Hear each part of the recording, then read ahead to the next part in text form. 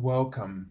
This is Barry Jones from Angelic Wisdom, and we're here for our general monthly angel reading for the month of December 2023. So, as we begin, I'd like to thank everyone for your support of this particular series this year. And thank you for returning again as well. And to also welcome everyone who may be new to our Angelic Wisdom community. So just a few reminders. First of all, make sure if you haven't done so that you are subscribed. Select the all notification bell, like, dislike, and leave your comments. Also, if you would like to get an angel reading with me, you can go to my current website, theangelschool.com/services. If you'd just like to support my channel with a donation, you can go to my PayPal me link. Now, all of these links are in the description area below this video. So any other links I may mention will be there as well.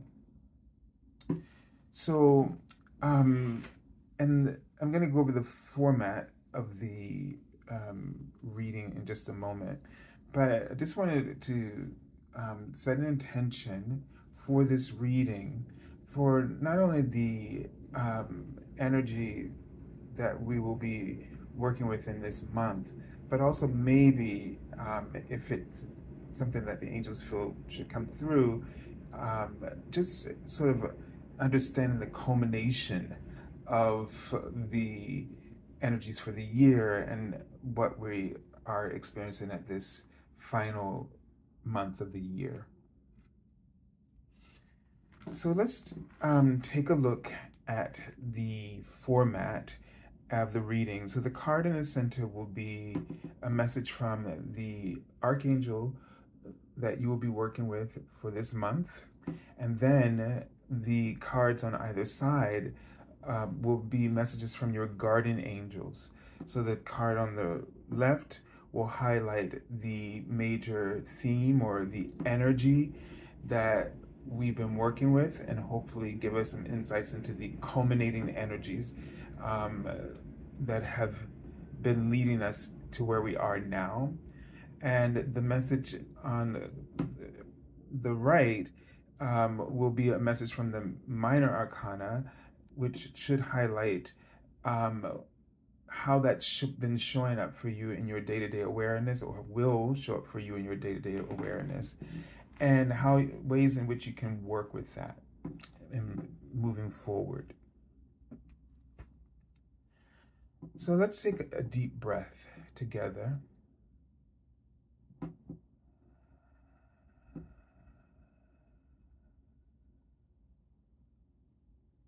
And release. Just let it all go. And just let the tension, as you continue to breathe in and out, anything that you're experiencing, first of all, honor it by just being present with it.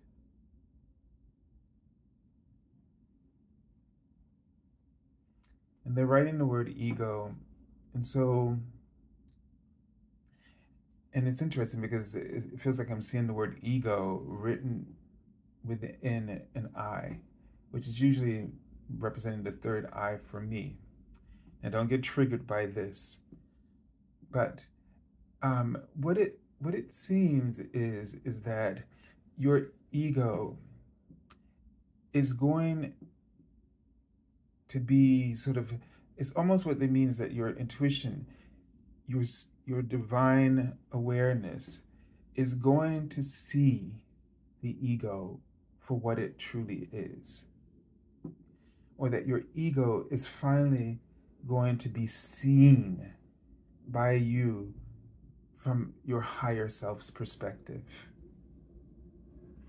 And this is not to diminish any of the experiences that you have had, but to put them in their proper perspective, proportionally as well. And the angels write the word faith. They ask you to have incredible faith in this process in particular. They ask you to have faith and to trust the right spirit, whatever that means to you. Holy Spirit, Spirit, whatever you call it, by whatever name you call it, it does not matter. But to have faith in spirit, to have faith in the greater awareness that is you ultimately. That whatever is revealed, you are ready to heal. You're ready to be set free from this. And a lot of what the ego creates are a lot of excuses, a lot of criticism, and a lot of piling on, which is what really is drama.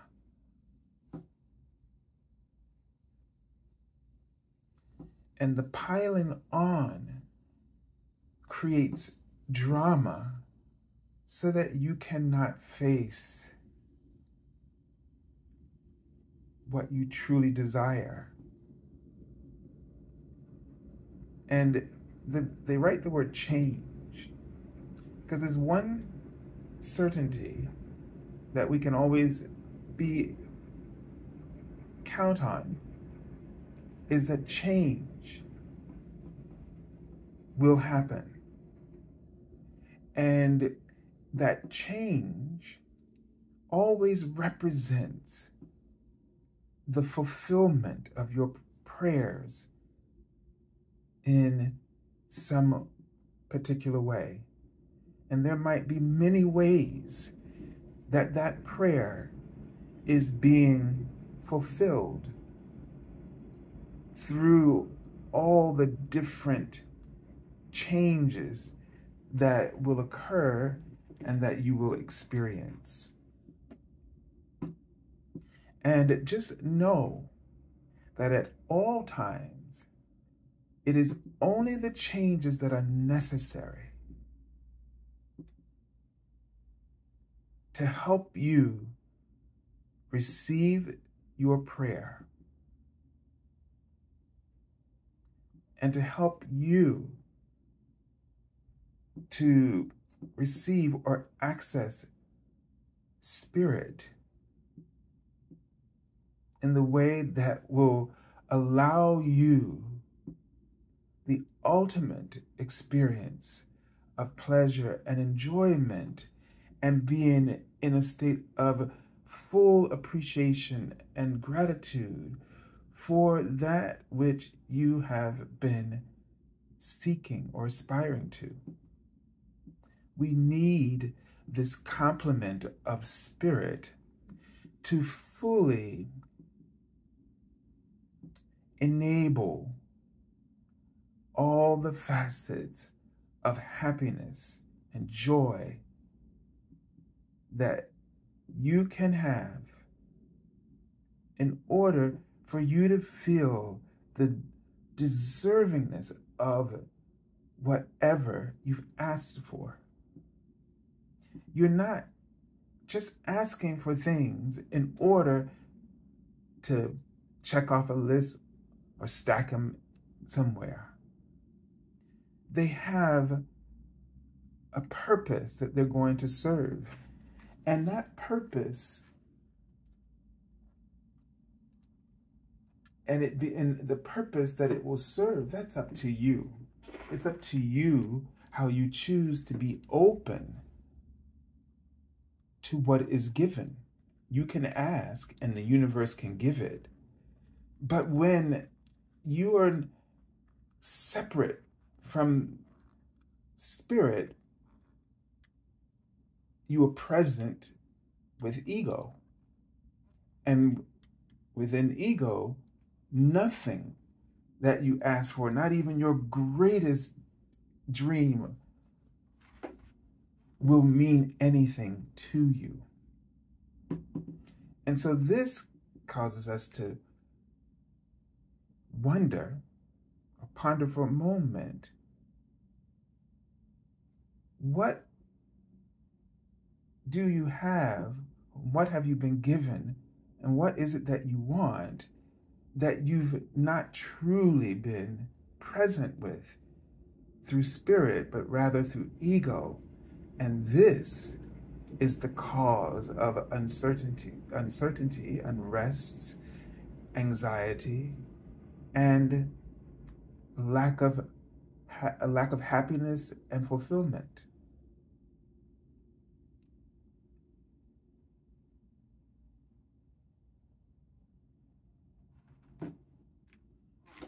Because it is very important for us to realize that we, through the lens of our ego, are interpreting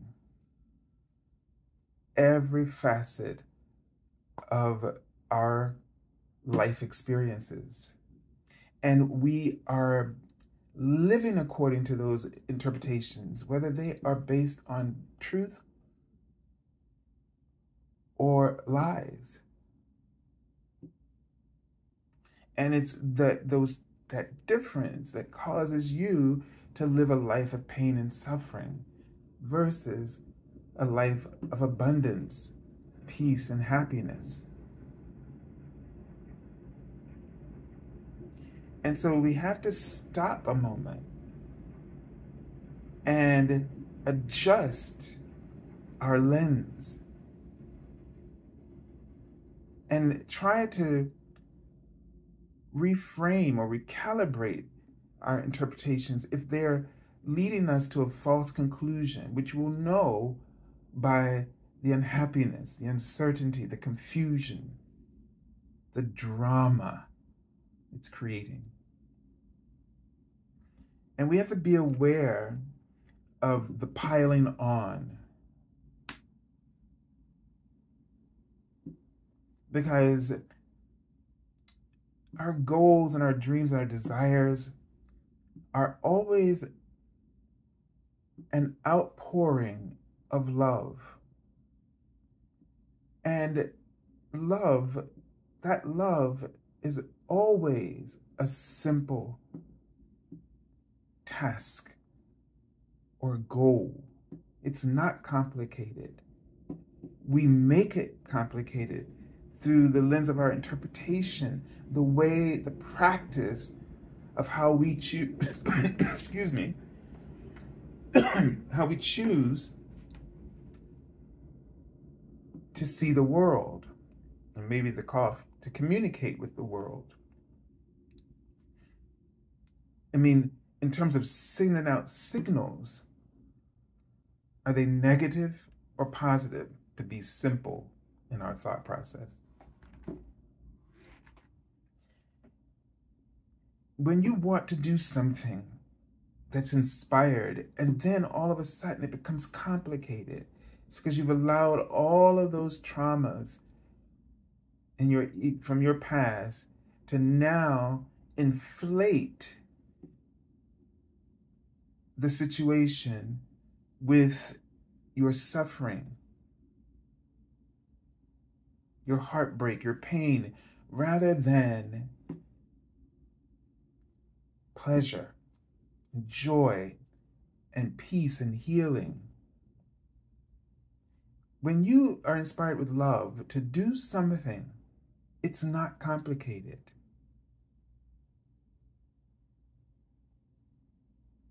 Unless you choose to bring in all those other things that makes it complicated for you to do it. And so perhaps you might want to think about focusing and where you are truly confident, where you feel absolute faith in the path that you're choosing to walk step by step, versus trying to force yourself to be something that you aren't confident about being in that way. You don't have to go do what you want to do and go through the way that makes you feel inadequate. Do it in the way that allows your love to be fully present when you arrive at the opportunity or the task or the situation that has called you. I often get very crazed about buying a gift. I mean, this is one of the many examples of this thing I could give you. But as it came to my mind that if I were to choose the path of love rather than the complication, which is to say, trying to impress or worrying about whether or not they're going to like, I mean, this is just like two sides of the same coin. And we play both sides. And both has nothing to do with love, with wholeness, with worthiness. They're two sides of the same coin, but they're both just screwed up. Ego. But if I just choose to show up the way as love, meaning that the simplest offering that'll allow me to be present, to show up with the true gift of love that inspired me to do that, then that gift will be worth far more than any complicated thing that makes your life difficult. And then when you present, you're exhausted, you are maybe drained even in your resources, or you're feeling I can't think of the word, but it's like you want to give something, but you don't have it to give, and then you give it anyway, and it puts a stress or strain on you. So you're kind of giving something with a fake smile. And this is the kind of thing that, whether it's, you want to change careers, you want to create something for yourself, and this way is complicated because you have no confidence in yourself. But this simpler way allows you to grow into your confidence, grow into your faith that this, what you believe is impossible,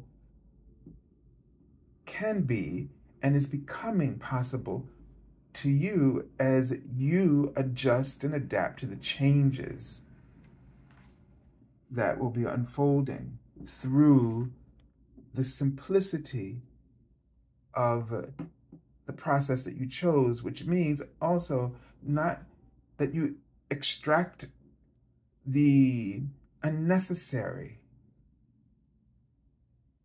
interpretations that you have and expectations that you have around what this should look like in order for you to appear perfect to yourself. Because there's something about that we put that pressure on ourselves. Okay, and so we have the Archangel Prevalent. And Archangel Prevalent is the archangel of all of the insects. So the message here says, be conscientious, cooperate with others for the highest good. Now, what's I don't know if you've gotten it already, which is interesting about why this card is here, is that the insects are the little people of our planet, the little helpers. They do all this work, small work, the small detailed work in the background. They are like sort of almost unseen in the tapestry of life on our planet. However, without them, certain processes would not work that are important, that are vital, and those things would overrun us in a sense, right? Or we would not have life in certain for certain species in our planet without them. And so this reminds us that love can come in the tiniest packages. Acts of love. And acts of love, in this sense, that function. There are certain functions that these species carries out. That is an act of love from the universe, so that we would not have to think about them or do them. Our only responsibility is to preserve the environments that make it possible for them to function. And so in some way, we need to focus on the basics in order to really divest ourselves of the attachments that the ego has used to distract us and to complicate, pile up, and create drama, so that we just live so far removed from spirit and in some weirdo land of chaos. We have to focus in on our basics, our basic needs, our basic functions and roles. And they write personal. Because when we ignore these personal, basic, seemingly in the grand scheme of life, in the way that the ego has blown it out of proportion, we tend to neglect those things like sleep, and most importantly, and in general, the care of our body. And what it means if when we sleep and get enough sleep, for instance, and what that does for the body and how that helps cells to regenerate, and it gives your mind a chance to rest, and the body a chance to rest because the mind is not active, and so many other things, or food, or washing, or bathing, or sitting in the sun, walking in nature, swimming in the ocean, all of these things, just living in the basics. This is where that whole concept that we're talking about this year, soul economy, so that we're not plugged in to the matrix of capitalism, which just devours. It devours because you work for it, you earn it money, and then the money it gives you, it causes you to give it all back to it. So who are you working for? It or yourself? And when you tune into your soul economy, you start to focus on the basic functions that are required for you to have a vital life. So in this sense, be conscientious of the of your inner reality. And it says cooperate with others for the highest good. When you get to the basics of life, you go very general. It doesn't go very specific. That's ego. It goes very general, and it makes it easier for you to see yourself as a part of oneness, to see life. The true reality of life is oneness. And every one of us has the same basic needs in terms of how the care of the body as a general concept, as an example. And when we have these general awarenesses and of the functions, then we understand that in order for you to be able to carry out, when you take care of those, you can respect it. You can respect others because you see them as being more similar rather than dissimilar to you in whatever it is that you're going through. Okay, so the message for the month, the energy, is the Strength card. And this card reveals or shows to us a relationship that it's a relationship of differences, right? Incompatibilities, seemingly. And this is sort of the duality, which all of the cards somehow reveal duality, because this is the plight of our human experience. But this card shows that we can find a way through compassion to resolve those differences, whether they are with another or within ourselves. That we are divine and earth-based, for lack of a better word. And that this struggle to integrate, to seek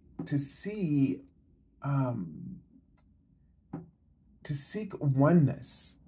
So it's interesting that the Strength card is often associated with Leo, which is a sign of the sun. And then I'm just thinking about the sacral chakra, not the navel chakra, which is aligned with the sun. And so I'm thinking about the divine masculine energies, and this sort of bringing this into balance with the divine feminine. And it just seems in this year, what we've been really struggling with is to find peace in our energy, to bring this struggle to a place of integration where we find peace, where we have more compassion for our human experiences, no longer allowing ourselves to amplify the negative and sort of keep distracting us from allowing this human experience, to be fully integrated and grounded in spirit, where we can find appreciation and cooperation for the highest good. It also gives me a sense that in this month, it's going to take a lot of courage to continue the courage, to continue our faith. Some of the things we've learned recently in some of the writings was the most important one, I think that struck me, if I can recall it, was that our earthly mission here, that all of us have been succeeding far more than we've realized. We've been basing the rubric of our success as light workers in this world based on the outer reality's idea of success. high achievement, accomplishment, doing this, going here, going there, Instagramming all the highlights. But the work, the light work of our ascension process, that is not just about us, but about the entire planet itself, and all the eons of time of karma that has been created, is that we would no longer, that we would stand in our power and be true to the light, be true to ourselves and oneness, that we would not turn. I hate to put it this way, but it's just the simplest way to put it, to not turn away from that light, to turn dark. And you might just felt like this year you just were barely keeping your head above the water, and it might make you feel as a spiritual light worker that you just aren't doing enough. You're not getting it. You're not helping at all. You're drowning. At least you're struggling to not drown. And so you aren't doing anything. But this is the entire point in the writing they gave recently, where they applauded us all, because this is what they brought us here for. This is why Gaia invited you. So because you would not, because you're first a master soul. And as a master soul, they had full confidence in you that you would remain true to the course no matter what we've been going through or what you would go through, that you would never turn. And that is the heart of your light work in terms of supporting the ascension process. And there's another facet of this that's all so important. Everything that you are going through as a light worker, no matter how awful or challenging it is, you are doing the light work by standing in the midst of these curriculums, these lessons, which are karmic. You are transmuting. By not turning, that means that the light is still on. The light is still winning. And in doing so, you transmute the karmic patterns on each of those topics of life where you are struggling. So you're transmuting karma for the entire planet on those threads of events or karmic events, situations, and holding the position, strengthening the light of ascension in this, for our planet at this time. So you don't have to have done anything extraordinary to have fulfilled your purpose. It is not that they don't want you to feel like you've done something extraordinary, but they want you to understand that what you are doing is exceptional. And that once you can respect what you're doing and honor what you have done and are still doing, then you will start to rise above the surface. Maybe even walk on it, so to speak. So give yourself a break as often as you can. Be compassionate so you have more courage to persevere through the rest of the work that will be done and that you're doing already. And so here we have the 10 of Earth, and your angels are giving you an indication as you shift in your awareness, as your hope increases, as you really understand what they've just told you, that your life will start to reap the rewards of your heart, that you will begin to see a shift, first of all, from having no purpose to having incredible purpose or a sense of purpose, from struggling to thriving, from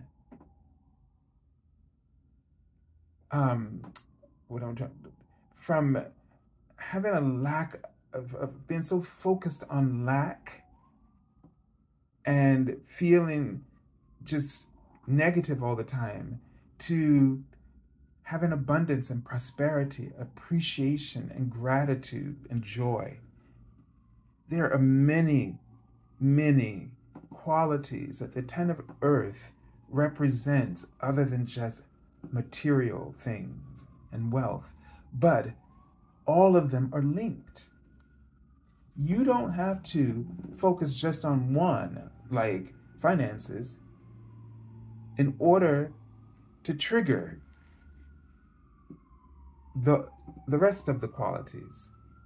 So if you're struggling financially and you have not been able to shift that, focus on the other qualities like gratitude, being present in your life experiences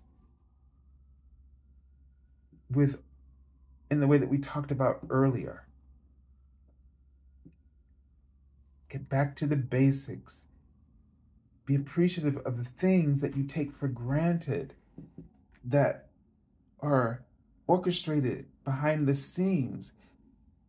Those little things that you do in your day for yourself that help you to keep afloat.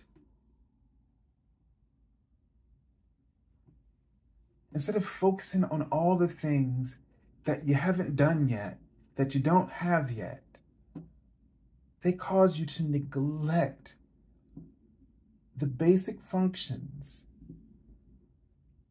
that allow you to feel more fulfilled and engaged in meaningful ways in your life.